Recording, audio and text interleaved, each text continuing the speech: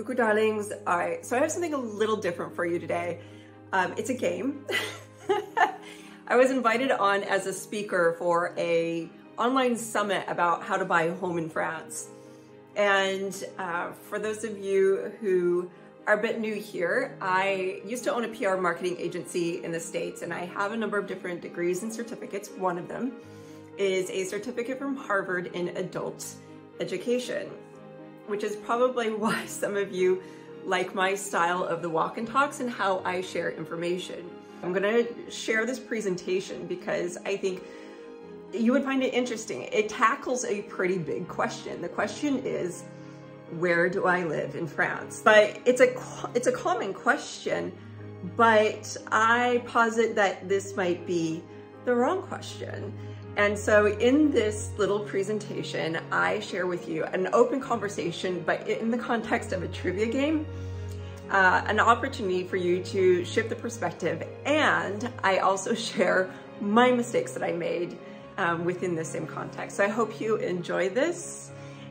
Even if you don't plan on living in France, you might even have a good time taking playing along, and maybe you would find out where you would end up living if you moved to this country. Enjoy. All right, everybody. So here's our trivia night intro screen I put together for you. I hope you like this. Where to live in France is the question at hand. So let's get into the game rules first. Now, this is all supposed to be in fun, so just don't overthink the answers. We're just having a good time with this. Just choose the best one for you, but the game consists of 10 questions. Now, here's the important part.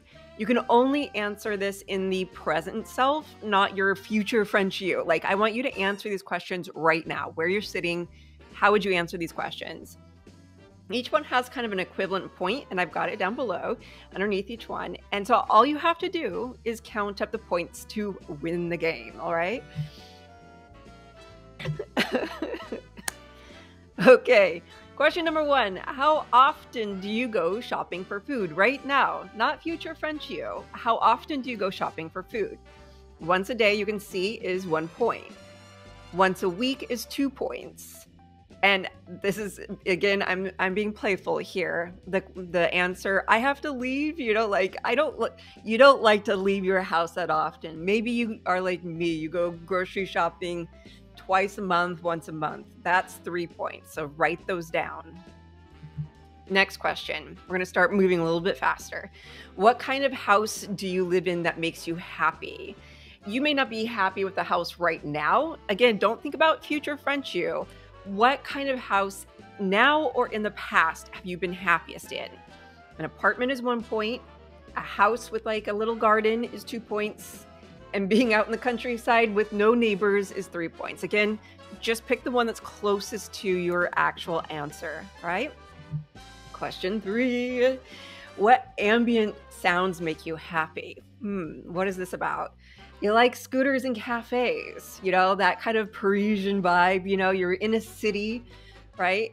And lawnmowers. Maybe you like kind of like that, think of like on a Sunday and you're having an iced tea outside and that buzzy lawnmower sound. Or maybe you like just 0 people around you, birds and silence. Question 4. How do you like to shop for clothes and other specialty goods? Again, don't answer as future French you. You have to answer it right now, okay? Like you like to go shopping every single day? Like you're out the door, you're at the grocery store every day? Or maybe you just occasionally like to shop. You like to do hyper-local shopping. And then there's the introvert. I have to go out. Question 5. I feel safest when? Again, just pick the one that's closest. When police are nearby, so like a lot of services nearby you. You feel safest when there's less crime or when you're in control. So there's like variations of this. It's a little bit kind of loosey-goosey, I guess you can say. But the point of this is like when there's a lot of services nearby, police are nearby, you're not out in the countryside, right? Police aren't nearby when you're out in the countryside. But then if you're going to be living in a city, there's going to be more crime, right? You see where I'm going with this? Question 6. So, question number 6, how important is medical access? All right, doctors, dentists, maybe specialists. You get 1 point if you maybe are aging, you're retired, there's an elderly person in your family, or you need specialized care. Something's going on with your health that you need regular specialized care. 2 points is regularly, like you go to the doctor quite frequently now, but it's not like very difficult. You just go to the doctor regularly. 3 points if it's just kind of like once a year you're doing checkups sort of thing, okay? All right, next one. Question number 7, am I willing to drive in France? Now, this is going to be hard for you to answer if you're not familiar with the driving regulations here. And I do have a recent vlog post that I explain all of this on. I talk a lot about the driving experience in this country. But if you know the answer to this, are you willing to drive in France? 1 point is for no. 2 points, maybe you might be interested in that. And 3 points, no problem. I'm going to get my license, already have my license in France. Good to go. Question number 8, how important is it to you to have friends? All right, this is not future French you. This is right now. How important is it for you to have friends? You're super extroverted. You are with friends all the time, almost daily. Being around people is very important to you. Maybe you just like some friends. You've got like a close inner circle of people that you see occasionally. Or maybe you're like me. You're just very introverted and you like to be alone a lot. That's 3 points. Question number 8, how important is it that family comes to visit you? Now, this is a little bit future French you, but also think about it in the context of right now. How often are you hosting? Because that's the thing, is like you may not change that frequency. It may even go back a bit because people have to fly so far and it's so expensive to come to you. I want you to really, though, answer that question right now. Easy access. You have friends and family that come and stay with you. You're hosting all the time. Occasionally, maybe you're only hosting once a month or once a quarter, and then just being a bit silly, but that last one is if you don't host very often.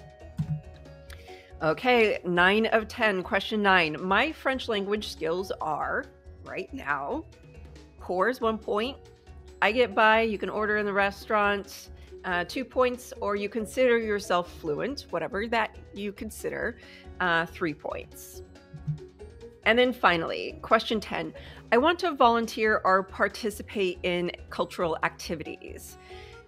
You just want to dive in when you move here, and also think about it in the context of how often you do that right now. Don't put stories onto this. I want you to really think about the realistic, like what you do right now. How often do you volunteer in your community?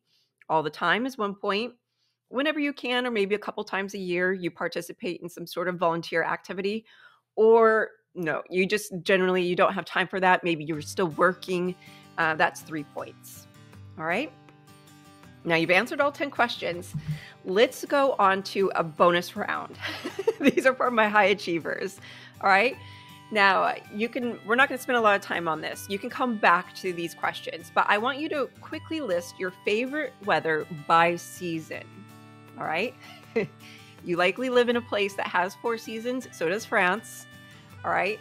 So what makes you happiest within those seasons? Like, or during winter, you want it to snow.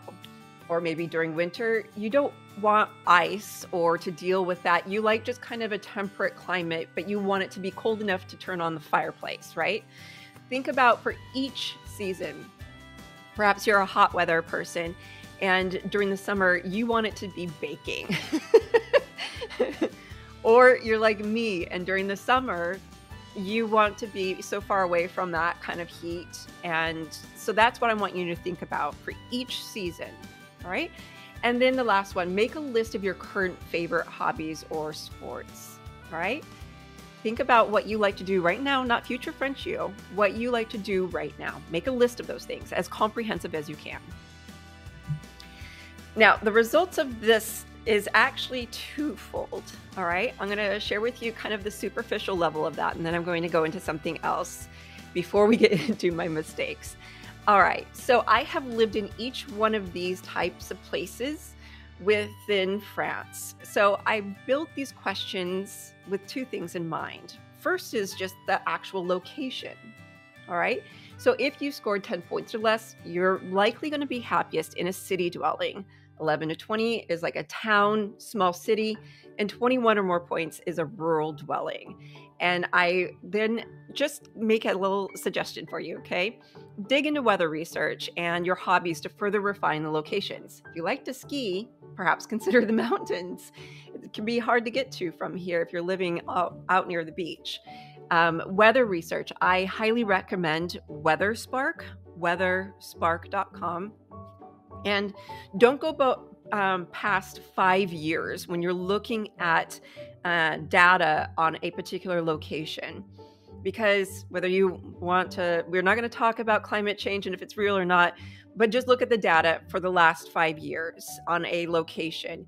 You might be surprised how cold it gets during the winter or how incredibly hot it gets during the summer. You may make a determination that you're willing to spend part of the year there. Or if that's not something that you can do, then you have to make a choice about maybe this isn't the actual location that you want to go to. So in this next slide, I really want this presentation it was built to initially challenge an underlying assumption within the question itself. It's not where I want to live in France, but it's how I want to live. That the focal concern should not be where one should reside, but how you want to live in France. And the minute that you step on a plane to go to this country, you yourself are not going to change, right? You're still the same person. You're just maybe 12 hours different in time than when you stepped on the plane, right? If you come from Australia, it's 24 hours. But you get what I'm saying, right? You change through your experiences, and certainly France does that for you. But how you live right now is not going to change. Now let's talk about this a little bit more, okay? You know, so much throughout our lives, we've been kind of romanticized and fed these stories of what living in France is like. But let's be real. We're not running through lavender fields all day long. We're not going to outdoor airy farmers markets and marchés every single day.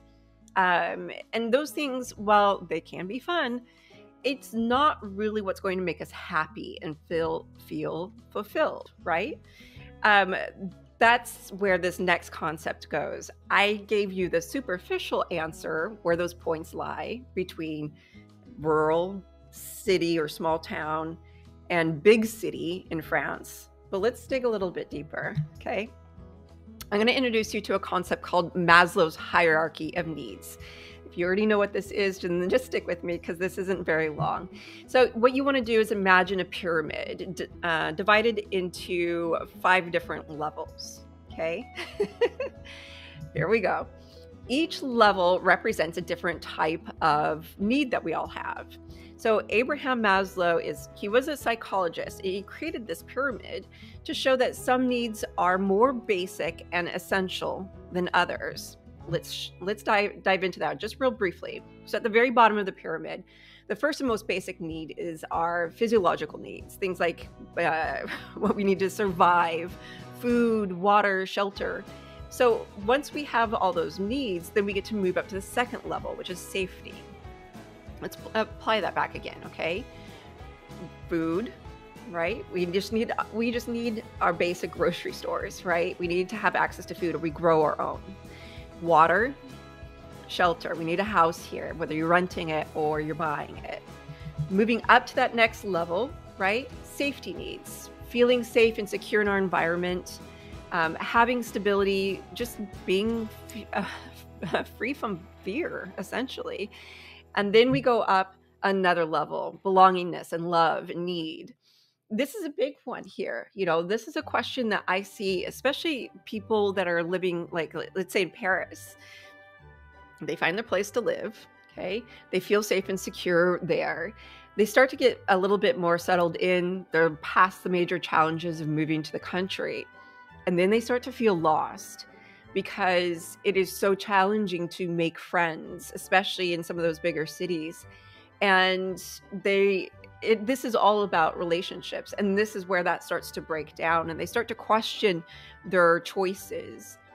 It means feeling loved and accepted and having friends and family and feeling like you belong somewhere. And that is a really big challenge for a lot of expats and immigrants coming into this country because you're taking on a new culture and you're moving into communities that have sort of been in the same generation for many years.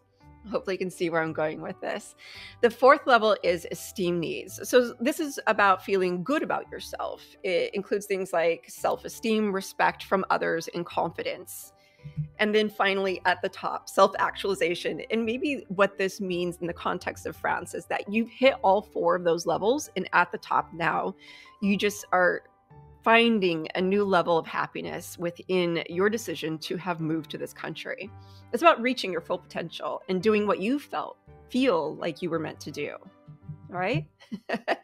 So why does this matter? According to Maslow, the lower level needs need to be met before we can think about the higher ones. For instance, it's really hard to focus on making friends in France, as you know, they're sitting around the table drinking wine here, if you don't have enough to eat or a safe place to live, right? You got to figure those things out before you run out the door and make friends. So this pyramid helps us understand why we do the things that we do and what it is that we need to feel fulfilled. The questions in that quiz, questions 1 through 4, were about your physiological needs. Questions 5 through 7 were safety, 8 and 9 were love and belonging, and question 10 is related to esteem. So what I want you to start to really think about, again, is changing the perspective of not where exactly you want to live, but how you want to live.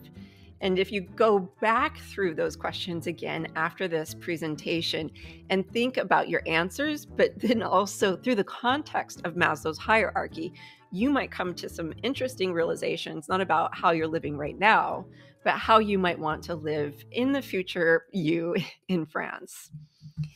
So that then leads to my mistakes. What mistakes did I make in this same context? I'm going to answer those questions for you. So hopefully you can learn from my errors, the hiccups that I had when I first moved here. Let's first start off with the definition of a village versus city in France, because this is very different than maybe where you're coming from. A village is a commune with less than 2,000 people. That's not very many, right? And generally doesn't have admin services. Whereas a city, there must be at least 2,000 people living in homes or some sort of habitations within about 200 square meters from each other. All right, 2,000 people is the minimum for it to be considered a city or town in France. When I first moved to France full-time as a resident with my visa, I lived in Beaune, which is a city in Burgundy. Population 21,661. Now, if you have been to Beaune, you might not think of it as a city, right? You might have thought of it as this really sweet medieval village, but it's not. It actually qualifies as a city in France. This is important because question number 1, how often do you go shopping for food? Well, I don't like to go out every day. I'm very much a bit of a hermit and an introvert. And so my answer is I have to leave. But guess what? I was living in a city, and because I was in an apartment and didn't have a car when I first moved there, I had to go out all the time to go shopping. And these images I'm showing to you are actually of my time when I was living in Beaune. This is their marché on Saturday. Beautiful. What kind of house do you live in that makes you happiest? Countryside, no neighbors. I love to be left alone. I don't want somebody randomly coming up and knocking on my door. I love peace and quiet. And what did I do? I moved into an apartment in the hyper city center town. And this is what it looked like. I renovated it. I loved it. Beautiful apartment, but I wasn't being true to myself. I was hyper romanticizing my life in this country. I was thinking that living in the heart of a sweet little village, city, in France with access to the markets and wandering up and down its sweet little cobblestone streets and living out my little French fantasy was going to make me happy. I did not think about it from this perspective. Okay. Question number 3, what ambient sounds make you happiest? Well, I mean, again, I have lived in all of those locations, and I do live part-time in Paris. And while the zippy little scooters and the siren of the police in France, I definitely associate with Paris. Honestly, what makes me happiest is being surrounded by my little wild birds and nothing else. I love the countryside. But I wasn't living in there when I first moved here, okay? This can be a very expensive mistake to make, especially if you purchase a home or an apartment right away, okay? Thankfully, I didn't do that. I was renting. Moving along, question 4, how do you like to shop for clothes and other specialty goods? Again, very introverted. I don't like to have to go out all the time. I want to be home. It's my little nest and my little respite. Question 5, I feel safest when, and see, now I'm kind of in this little category. You can see that I was leaning towards countryside a lot, but then now I want where there's a little less crime. I want this in between where I want some services or help nearby if needed, but I don't necessarily want to be in the heart of a city all the time where there's a lot of crime or, the problems that are naturally part of any big city. I'm going to pick up the pace a little bit for you now. Question 6, how important is medical access? For me, right now, I don't need a lot of medical access, thankfully, but that could change. And certainly I'm thinking about what this all might mean for my future self when I am a senior in France. Question 7, am I willing to drive in France? Absolutely no problem. And then question 8 is, how important is it for you to have friends? I love my friends that I do have, but do I need to be around them a lot? Absolutely not. No, I am super introverted. I do not feed off the energy of others. In fact, I'm kind of the opposite. And so, again, being out in the countryside is a better fit. But here I was in Burgundy, in Beaune, and everybody wanted to hang out all the time. I love them. I love each one of these individuals in this photo. That was just one of the many parties we threw, but it just wasn't a good fit for me. I was constantly drained in energy. I was constantly overwhelmed with the attention of living in a city. And it's sort of interesting too, because just to clarify, you're a bit anonymous when you are in a very large city like Paris, Lyon, Marseille, especially when you're going outside of your quartier, your immediate neighborhood, because nobody knows who you are. How important is it that family comes to visit? Again, tongue-in-cheek, this is funny, I'm just making a little bit of a joke, but in all reality, for me, I have a very small family and group of friends, and everybody is basically based in the States, and for them to come to me is very expensive and time-consuming. Finally, my language skills, fluent, meaning that I can feel a little bit more confident out in the countryside and being in a bit more remote location where you're not going to find people who speak English as much, and volunteer, participate in cultural activities. I do as much as I can because I'm working, but also my work often takes me into very culturally rich environments.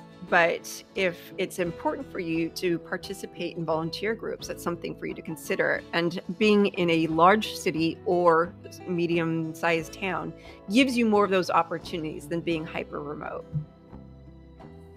So what do you think about that presentation? Hopefully you found it helpful. I think this concept is just so interesting. I see people just jumping right into this story that they have in their mind about what France is going to be for them. And again, I really want you to think about, like, as the French bulldogs make all the noises behind me, really realizing how you like to live, how you prefer to live, and then layering the lens of France on top of that. All the romanticism is going to come later, trust me. You are going to go to the marchés, you are going to walk through lavender fields, you are going to travel within this country. All those things, I promise you, will come. But if you put those stories first, You might make similar mistakes that I did, and I would like for you to avoid that and the costs associated with those. So, do I really think of them as mistakes? I certainly don't think of them as something that I regret. I absolutely love all the experiences and all the places I've lived in this country. It's part of my journey and part of my story. But not everybody has the ability to pivot. Not everybody has the ability to, make those investments of time, of money, whatever it may be. So if this has been of help to you, just please like the video, share it with others that might be on a similar journey. And I appreciate you being here. If you have any questions too, don't hesitate to ask them. I am here to answer them and help you out the best that I can. Bisous, darlings, and bonne journée.